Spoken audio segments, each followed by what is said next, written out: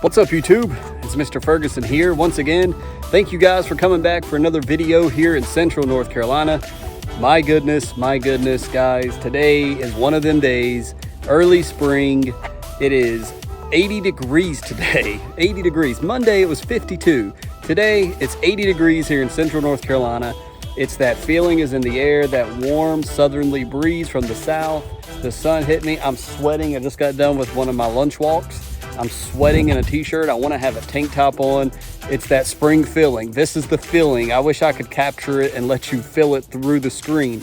But this is the feeling where people come out of their house and like, man, I want to go to work outside. I want to make my grass look good. And again, go check out some of the previous videos because we talked about that last video about how technically we should already have planted our grass because of the roots and all of that. So we're going to kind of go into that again today, but we're going to do it through a lawn walkthrough. And I want to talk about some of the things I hate about spring and also do some more spring tips as we do a lawn walkthrough for March for my lawn. We've seen some change. I know it's still early March. I did want to update you before we get into the true content of the video that I'm working currently on my soil test comparison. And as I'm doing this, I've already mailed off the soil test. I'm waiting on results at this time, but I was going to do 3 different soil tests. But as you guys know, everything is up as far as pricing, inflation. Gas prices are just up the wazoo high. So to waste 3 soil tests for a video, I'm sorry, Mr. Ferguson don't have money like that. If you would like to see that, continue to watch the videos, let them play in the background, let the ads play so I can build up enough funds to buy more soil tests. That's what I would have to tell you. Otherwise, I'm only doing 2 tests. We're going to do a yard mastery test in another company and compare the 2. So be looking for that down the road soon. So I am working on that, wanted to mention to you. And as always, check out the midweek quickie. We're continuing the Why I Believe series. My brother did another video this past Wednesday. Go check him out, Mr. Adam Ferguson, if you're interested. With all of that said, let's do a lawn walkthrough. I did also, right before we go and do the lawn walkthrough, I've already taken the protein. We talked about this year, we're going to use protein. I've already just put down my protein on March 1st because it's March 1st. It'll be easy to calculate 90 days. March 1st, it's March, April, and May. Protein says that it will work for 3 months, so we will see. It is now down. I have not watered it in. I'm going to let the Lord do that with natural rain, so I'm not pushing it to get it in and hurry up and green up my lawn. It looks pretty decent as it is, but it could green up definitely with some nitrogen. So the protein is down. I didn't film it. You guys go back, watch the video. We did an overview of it. I literally just poured it in the spreader and spread it. We did the whole bag. We did 1 pound per 1,000 square feet of nitrogen. So we went high, but the mowing should be coming here when that really starts to release into the soil and the nutrients, we'll definitely be mowing out the wazoo here for long. So a lot of saying the word wazoo. So anyways, let's do a lawn walkthrough. I want to show you some things that I really hate about spring that we got to deal with, and also just what my lawn's looking like. So let's go do it. So there's some of the remnants of my soil test that I had to get rid of, so you know that I wasn't lying. There's my soil test remnants of my dirt. But let's go with number 1. Like, what is the number 1 thing I hate about spring? Well, it's definitely not the temperature. I love that. The grass is looking pretty good. So everything you're seeing, obviously I also want to mention the soil test we're doing is before I applied protein as well. So I took the sample before we applied protein. But the grass color you're seeing is protein not watered in. It's just laying basically on top of the soil now until we get some rain. But here is the number 1 thing that I hate about spring with a passion. And I'll probably do another montage video like I do every year. And it's these stinking little suckers right here. These guys. Yes, you know what I'm talking about, don't you? Those guys.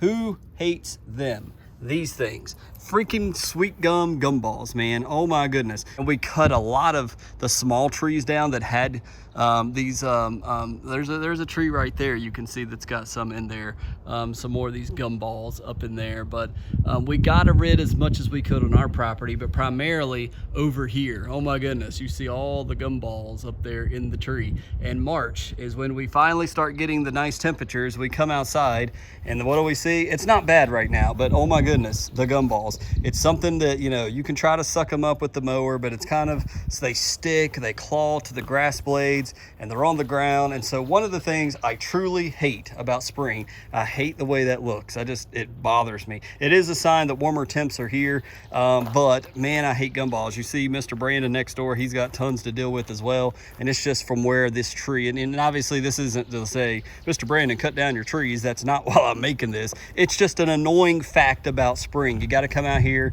and you got to rake it. But today it's 80, and as I told somebody at my church last night, Mr. Blake or somebody, it'll probably end up being 52, you know, or 45 degrees next week. So when it's one of those cooler days, we'll get out here, we'll rake, we'll get some blood pressure going, and it's just one of those chores we have to do in the spring, getting rid of the gumballs. So gumballs aside, you know, here is where we talked about, and I have to remind the newer viewers that maybe were snoozing during winter. We planted some of the during the fall. If the last time you guys were with us, basically this area over here by the trees all the way over and up through the playground over is Jonathan Green dense shade mix. However, we came back, we put some more dense shade mix in, and we've also kind of mixed in GCI turf type tall fescue into all of this. But previously we've had Cool Blue laid down. We've had GCI Spreader Elite is mixed up mainly in the backyard. We've got tons of different type of grass back here. But as you can see, the dense shade mix, right now we don't have leaves on our trees. So the dense shade mix is probably like, dude, why did you set me up for failure back here? There's nothing. But as soon as our trees begin to blossom and the leaves begin to come, it's going to shade up in this area. If you go back and look at some of my summer content, the leaves will begin to shade this, and hopefully that's when that grass will really prosper and it can hang on until the leaves really begin to develop. But everything, again, as you're seeing, there's nothing really to report much here in the backyard, but the color looks pretty decent. I'm not complaining, but definitely we could get greener, and the protein is going to assist with that. So let's head up here to the front yard. I'll show you the second thing that I really hate about spring. So we're up in the front yard, and one of the things I hate about spring, as you guys may have guessed, you knew it had to be on my list, but I'll make it probably number, I don't know, this may be number one, maybe number two, but obviously it's the Poa annua. If you are new to lawn care and you don't know what Poa annua is, you do not want this in your yard, because you see these little seed heads right here on top of where I'm talking about. It's a green color, it blends in with your grass. But again, another spring tip, if you see this type of plant in your yard, it is Poa annua. There is no magical chemical you can just throw down on Poa annua and just get it to go away and just have fresh looking grass. That's why I hate this plant. In the beginning of spring, Poa annua is a cool season weed, and so as it heats up, as our soil temperatures heat up, as spring heats up, as we get into our mid-spring, late spring, and then summer, it will begin to die off, and you'll see some die off in your yard from the cool season weed like Poa annua. But again, I hate it. Now you can see I've got fresh grass I actually planted right here. You see that baby grass? I don't know if you guys can see it, and right here you see some baby grass that I planted this from where I pulled out some Poa annua. And again, look, it's just kind of boop, boop, it just comes up. And so this is one of the things that I really hate about spring is Poa annua. And because of that, here's another spring tip. You want to bag your mow. So the next time I do my first spring mow for probably until May, the smart thing to do is to bag our clippings, because we've got Poa annua seed heads. If we're spewing that all over our lawn, then we're spreading those seed heads. They can lay dormant for a year, 2 years, and then they're going to come up in the middle of the yard. We don't want that to happen. So again, look up Poa annua. It is a nuisance. It is not cool. And I'm seeing it also, you can see right here where we did a lot of the solar green. The solar green from Jonathan Green we did from about this line forward and on our bank up here. And I did want to show you something I noticed while I was walking. This is thinned out, and our cars sometimes will run over this section. So we've got a lot of ugly, disgusting Poa annua here. I don't like the way this looks. I hope spring will really develop some of the good grass here, and the Poa annua, the disgusting Poa annua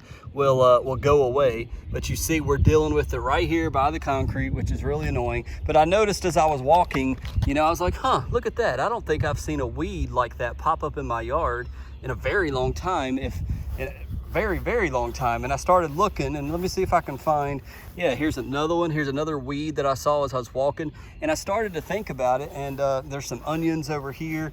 Let's see if I can find one more. But it was mainly right here. Yeah, same thing, whatever this little flower weed type thing is, you know, Speed Zone will likely take these guys out very, very easily.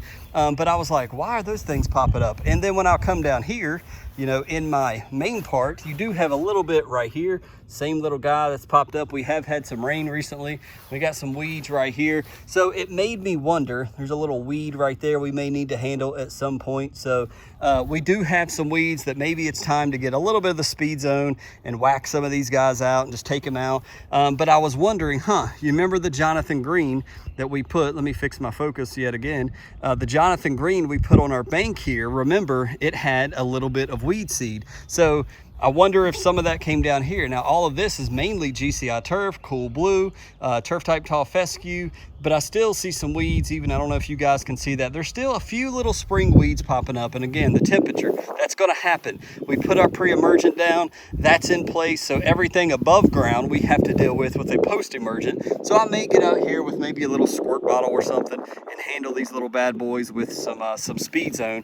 But again, that doesn't really bother me at all. It is, you know, you have to I had to search for those, as you saw, to figure it out. So overall, you can see the color. The color looks pretty good. I'm not too concerned. It's just the POA drives me crazy. I hate the way it's that two-tone green. I hate it, but we've got to deal with it. So it's one of the parts of spring I super freaking hate. But, you know, unlike Pete, I'm not willing to get down there and cut all of this off, or with the tool, cut all of this out of the ditch over here. I'm going to deal with it as it rains. You know, it's going to move that seed down. We'll likely see POA seeds. Sorry for the wind. We'll likely see POA seeds pop up down here in the latter portions of this ditch, but it's just what it is. Now, if you're one of those people that it bothers you that much, get down there and cut it out, go for it. But Mr. Ferguson's not willing to go that far. As far as this little strip over here by the mailbox, everything seems to be going great over here. A little bit of POA annua by the road. So as I mentioned, you can see where some of the cars sometimes will run over this section trying to back in. I'm not used to a truck still completely. Just kidding. It just happens sometimes. There you can see some of my protein that's still sitting on top of the water meter there. But all in all, I mean, the little strip is looking great. Nothing to report here. It's looking fine. And then we're back into the side yard where you can just see there's a few uneven blades, which, you know, I could probably go for a mow right now, but I'm not. I'm gonna wait. I'm gonna wait for a good rain, let the protein get set in, waiting for the soil test to come back as well. Check my pH, make sure my pH is looking well, looking good as well, and go from there. So these are just some of the things I hate, but all in all, just kind of wanted to put the lawn on film before the protein. We can go back, you know, and look at it and say, early March, what was the lawn looking like? Well, you guys are looking at it now. You've still got some, what somebody was educating me, that looks like frost burn on some of the blades of grass. It's just not totally thick because, you know, the ground, it's winter. It's still in that dormancy mode, but it's starting to wake up, you know, slowly. So all of this, you know, where you see it clumpy, it should start to really thicken up and really take off here before long. So just wanted to show you guys some of the things that bother me, some of the things I hate that we got to deal with every spring. Stinking sweet gums. If you got a sweet gum collector or something, or a special machine to handle those, let me know in the comments below. But all in all, the yard's looking great. The protein hopefully gets watered in soon, and we are going to be rolling, and we're going to be mowing all the time before long. So definitely get ready if you've thrown out that spring fert.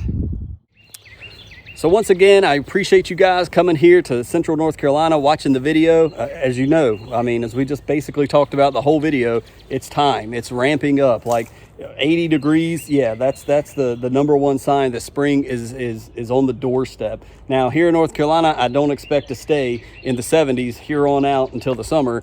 I highly expect we'll dip down to the 40s, 50s, and maybe even remain that way for many days before we ever get another 80-degree day.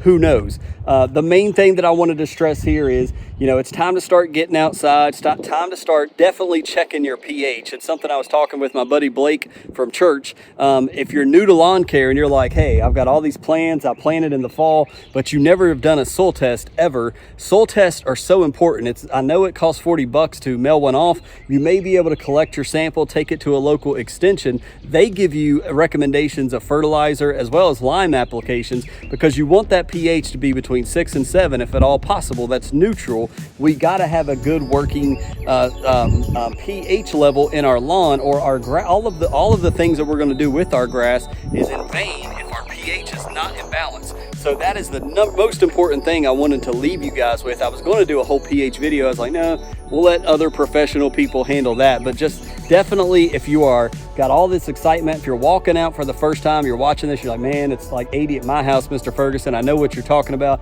I'm ready to get to work. But you're new to this and you're like, I don't want to screw it up, and you don't want to waste your money and waste your time. Definitely invest in doing a soil test now. Even if you've already put your FERT down, that's fine. Do a soil test. See where you stand. Where is that pH? Do we need to add lime to raise, from acidic into more of the neutral zone? You want to be in that neutral zone as far as your pH. Very, very important. You want to make your turf happy. You want it to be able to feed and the micronutrients and the nutrients that's in the soil. You want it not to be an acidic or alkaline soil. So definitely just keep that in mind. Research other videos if necessary. So I'm going to shut up there. Thank you guys for watching this Friday video. This is definitely a Friday fill-in type of video. So we'll catch you on Monday with another one. We may go into more depth about mowing. Maybe we'll talk a little bit about more pH and stuff like that. So spring lawn care, keep tuning in. We'll keep feeding you those tips. Share them with your buddies that are maybe new to this stuff. I know you guys are probably helping them out as well. But God bless you guys. We'll see you on the next video. Thank you for stopping by. God bless.